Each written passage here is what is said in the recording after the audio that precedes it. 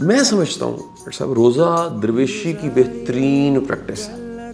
زبردست، بالکل. سارا فریج بھری پڑی ہے، کھانے ہیں، روٹی ہے، جیب میں پیسے ہیں، لیکن آپ بائی چوائس آپ کہہ رہے ہیں میں بھوکا رہ رہا ہوں. آپ نے فرمایا، اس نے پہلی دعا کی کہ یا اللہ برباد ہو جائے وہ شخص جس کو رمضان کا مہینہ مل جائے اور اس مہینے میں وہ اللہ کی عبادت کر کے اپنی بخشش نہ کروا لے. اللہ. تو میں نے کہا آمین. اب ذرا غور کریں، بد دعا کون دے رہے ہیں اور اس پہ آمین کون کہہ رہے ہیں؟ درویش وہ ہوتا ہے جس کے پاس مکمل اختیار ہوتا ہے کچھ کرنے کا، اختیار ہوتے ہوئے وہ نہیں کرتا. واہ.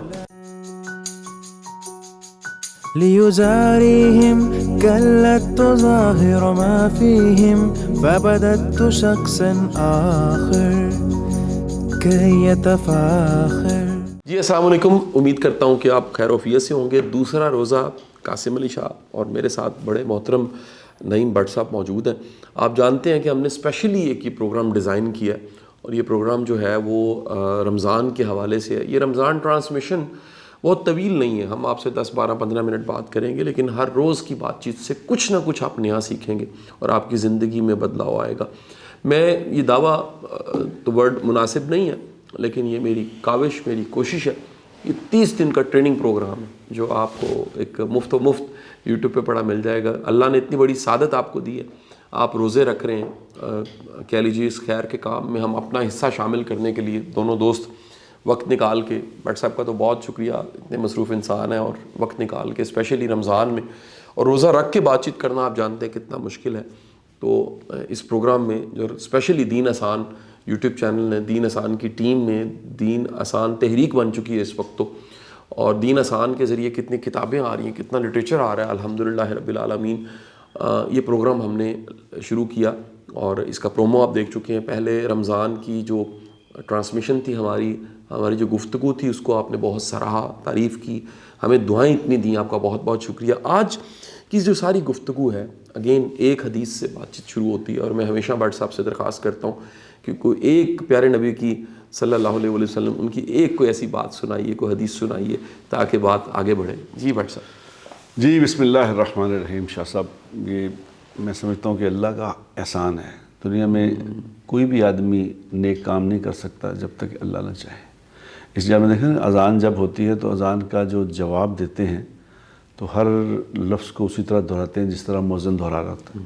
لیکن جہاں وہ کہتا ہے حی علی الصلاۃ، آؤ نماز کی طرف، تو اس کو آگے سے حی علی الصلاۃ نہیں کہتے، آگے سے کہتے ہیں لا حول ولا قوت الا باللہ، کہ میں نہیں آ سکتا مسجد میں جب تک اللہ کی منشا شامل نہ ہو. بے شک میں گناہوں سے نہیں بچ سکتا جب تک اللہ کی منشا شامل نہ ہو. تو اللہ کا یہ احسان ہے، اللہ کی مہربانی ہے ہم پہ کہ اللہ ہماری زبان کو اس بات کے لیے استعمال فرماتا ہے کہ میری بات کرو. کیا بات مہربانی ہے اس کی، اس میں ہمارا کیا کمال ہے، ہم کیا ہیں، ہم کیا کیسے. اور یعنی یہ ہماری یہ زبانیں یہ اللہ کے نبی کی باتیں کریں، اس کا کرم ہے. جس پہ اللہ کا فضل ہوتا ہے، اللہ اس کی زبان کو، اس کے دل دماغ کو اپنے دین کے لیے قبول فرما لیتے ہیں. حضور اکرم صلی اللہ علیہ وسلم خاص طور پہ رمضان میں جو کہ یہ رمضان کیا چیز ہے، کیا اللہ تبارک و تعالیٰ نے ہم پہ مہربانیاں فرمائی ہیں کہ ہمیں رمضان عطا کیا ہے. میں قسم کھا کے کہتا ہوں ہمیں پتہ ہی نہیں اس بات کا کہ کیا چیز ہے یہ رمضان. جن کو پتہ تھا وہ کیا کرتے تھے کہ ایک دفعہ حضور اکرم صلی اللہ علیہ وسلم تشریف لائے ممبر پہ، تو ممبر پہ پہلا قدم مبارک رکھا تو فرمایا آمین، دوسرا قدم مبارک رکھا فرمایا آمین، تیسرا رکھا فرمایا آمین. اب لوگ جو دیکھنے والے تھے صحابہ وہ بڑے شاندار لوگ تھے، اللہ نے چنے تھے نا نبی کی صحبت کے لیے. تو انہوں نے جب ختم ہو گیا خطبہ ختم ہو گیا تو کہ یا رسول اللہ ہم نے ایک عجیب بات دیکھی، آپ نے پہلے آپ سے نہیں دیکھی، آپ نے پہلے قدم رکھا فرمایا آمین، پھر فرمایا آمین، یہ کیا؟ آپ نے فرمایا کہ جبرائیل آئے تھے اس وقت. اللہ اکبر. جبرائیل نے 3 دعائیں کی اور میں نے آمین کہا. جی کیا دعائیں کی؟ آپ نے فرمایا، اس نے پہلی دعا کی کہ یا اللہ برباد ہو جائے وہ شخص جس کو رمضان کا مہینہ مل جائے اور اس مہینے میں وہ اللہ کی عبادت کر کے اپنی بخشش نہ کروا لے. اللہ اکبر. اللہ. تو میں نے کہا آمین. اب ذرا غور کریں، بد دعا کون دے رہے ہیں اور اس پہ آمین کون کہہ رہے ہیں؟ اس میں کوئی شک کی بات رہ گئی اب؟ اللہ اکبر، اس کی قبولیت میں کوئی شک کی بات ہے؟ کوئی شک نہیں کہ اللہ کے نبی کہہ رہے ہیں کہ وہ تباہ ہو جائے وہ شخص جس نے اس مہینے میں بھی اپنی بخشش نہیں کرائی.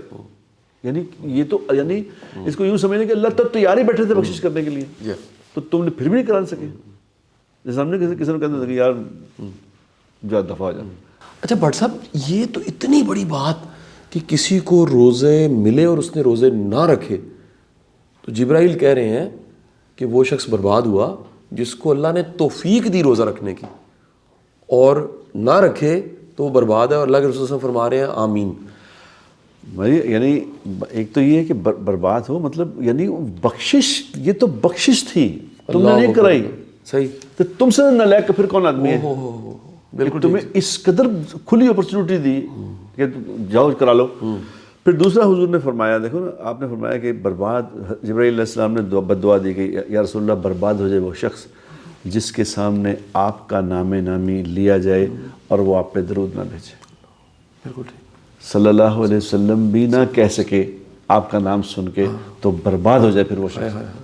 اس لیے کہتے ہیں کہ جب کوئی کسی مجلس میں جب بیٹھے ہو اگر حضور کا نام لیا جائے تو وہاں ضرور درود پڑھنا چاہیے. صلی اللہ. ضرور ایک دفعہ ضرور درود پڑھنا یہ ضروری ہے، یہ واجب ہے کہ ایک دفعہ ضرور پڑھ لو درود. ٹھیک ہو گیا. تو تیسرا آپ نے کہا جب قدم رکھا تو میں نے تو جبرائیل نے کہا یا رسول اللہ برباد ہو جائے وہ شخص جس کے ماں باپ بڑھاپے میں اس کو مل جائیں اور وہ ان کی خدمت کر کے اپنی جنت نہ بنا لے، برباد ہو جائے پھر وہ شخص. اللہ اکبر. کہ وہ بے وقوفا جنت تیرے گھر میں لگی پھر رہی آئے ہائے ہائے، تم نے حاصل نہیں کی. تم نے نہیں کی. آئے ہائے ہائے، کیا تھا جو اپنے ماں باپ کے سامنے ہاتھ باندھ کے کھڑے ہو جاتے ہیں؟ کیا بات ہے. کیا تمہیں تکلیف تھی؟ کیا بات ہے. کیا تمہیں تکلیف تھی کہ اگر رمضان میں کیا ہوا؟ اب صبح سے لے کے شام تک روزہ کچھ بھی نہیں ہوا. کیا ہے فائدہ؟ الٹا نفع ہے. یہ تو روزے بھی شاہ صاحب اس میں تو مسئلہ ہی کوئی نہیں ہے. تو ویسے بھی سردیوں کے ہی روزے ہیں. سردی کیا ہے اس میں؟ اتنا تو موسم لمبا چوڑا نہیں ہے. تو یہ میں سمجھتا ہوں کہ اس رمضان میں اگر میرے سننے والوں، اللہ کرے آپ کو بھی اللہ ہدایت دے، مجھے بھی ہدایت دے کہ ہم رمضان کی قدر کر لیں. آمین آمین. بٹ صاحب میں نا مجھے وہ ایک ٹرم تھی، مجھے یاد آ گئی ہے. وہ ٹرم نا آپ کا تو ایک واسطہ رہا انڈسٹری کے ساتھ اور شوبز کے ساتھ. اور ایک ہمارے استاد تھے، ہم سب کے استاد تھے، قومی سطح پہ استاد تھے، ان کا نام تھا اشفاق احمد صاحب. بابا جی اشفاق احمد صاحب بہت بڑے انسان تھے. ان کا کنٹریبیوشن کبھی ہم وہ انکاری نہیں ہو سکتے کہ انہوں نے لکھ کے بول کے اور بڑا. اچھا وہ ایک ٹرم بولا کرتے تھے بابا. اچھا بابا بڑی ایک پیاری ٹرم ہے. میں اس کو مطلب مجھے پیارا لگتا ہے یہ ورڈ جو ہے نا جی بابا. تو بڈھا بابا بھی ہوتا ہے، لیکن بابا وہ کہا کرتے تھے کہ جو اللہ کے رستے پہ اخلاص کے ساتھ چل رہے ہیں، نیکی کے ساتھ چل رہے ہیں. یہ ٹرم بڑے لوگوں نے پلیوٹیڈ بھی کی ہے، آپ جانتے ہیں. میں نام ذائقہ نہیں خراب کرنا چاہ رہا، لیکن یہ بابا ایک باقاعدہ بڑا خوبصورت، بڑا پیارا، ایک پیارا ورڈ ہے. بابا ذہن میں آتا ہے، ایک مثبت چیز آتی ہے، منفی نہیں آتا. تو وہ بابا جو ہے نا وہ درویش کو کہتے تھے. درویش، دورویش بھی کہتے ہیں. دورویش جو ہے وہ دور تک دیکھنے والا. اور ایک بڑی ایک روحانی شخصیت ہے، وہ کہا کرتے تھے دورویش کا مطلب ہے وہ شخص جو آخرت دیکھ لے. واہ. اس کی آنکھ جو ہے وہ اتنی دور تک دیکھ رہی ہے، اسے نظر آئے کہ جو قدم میں اٹھا رہا ہوں نا یہ قدم مجھے جہنم میں لے کے جائے گا. وہ قدم روک لے، قدم اٹھائے، نظر آئے کہ جنت میں. سو یہ جو درویش تھا نا جی، اس کی سب سے آسان سادہ ڈیفینیشن جو مجھے ساری روحانیت کی کتابوں میں سے، سارے بابوں کی کتابوں میں سے، سارے درویشوں کی کتابوں میں سے جو مجھے ملی، مجھے بڑی پسند ہے، وہ میں آپ کو پیش کرتا ہوں. پلیز. وہ یہ تھی، درویش وہ ہوتا ہے جس کے پاس مکمل اختیار ہوتا ہے کچھ کرنے کا، اختیار ہوتے ہوئے وہ نہیں کرتا. واہ. اختیار کا ہونا. یہ جو آج کل بڑے لوگ کہتے ہیں نا جی نہیں میں بڑا نیک ہوں، ان کے پاس موقع کوئی نہیں ہوتا. یعنی کہ آپ کہہ لیجئے کہ آپ کے پاس طاقت ہو، پورا اختیار ہے، آپ اڑا کے رکھ سکیں اور اڑائیں نہ. آپ قربان جائیے نا. دیکھیے امام علی رضی اللہ تعالیٰ عنہ، آپ کا واقعہ ذرا تاریخ اسلام میں پڑھ کے دیکھیے نا کہ کیا تربیت رسولوں کی، کہ تلوار جو ہے وہ سامنے والے کی گردن پہ ہے، اس نے تھوک دیا، آپ نے تلوار ہٹا لی. مکمل اختیار ہے. یعنی آپ دیکھیے اب درویشوں کے سردار ہیں، یہ جو نیک اور ولی لوگ ہیں ان کے سردار جو ہیں ان کا مقام کیا کہ تلوار ہٹا لی ہے. یہ درویشی کی انتہا. میں سمجھتا ہوں ڈاکٹر صاحب روزہ درویشی کی بہترین پریکٹس ہے. زبردست. بالکل سارا فریج بھری پڑی ہے، کھانے ہیں، روٹی ہے، جیب میں پیسے ہیں، کہیں سے خرید کے کھا سکتے ہیں، سب کچھ ہے. جی جی لیکن آپ بائی چوائس آپ کہہ رہے ہیں میں بھوکا رہ رہا ہوں. مجھے پھر ایک واقعہ یاد آتا ہے جو 2 تاریخ کے بڑے ناموں سے منسوب ہے. میں نام دونوں نہیں لیتا لیکن واقعہ سناتا ہوں، بڑا پیارا واقعہ. 9 سال کے تھے ایک بزرگ اللہ کے ولی. ان کی عمر جب 9 سال تھی، 8 کے 9 سال چھوٹی عمر تھی، انہوں نے روزہ رکھ لیا.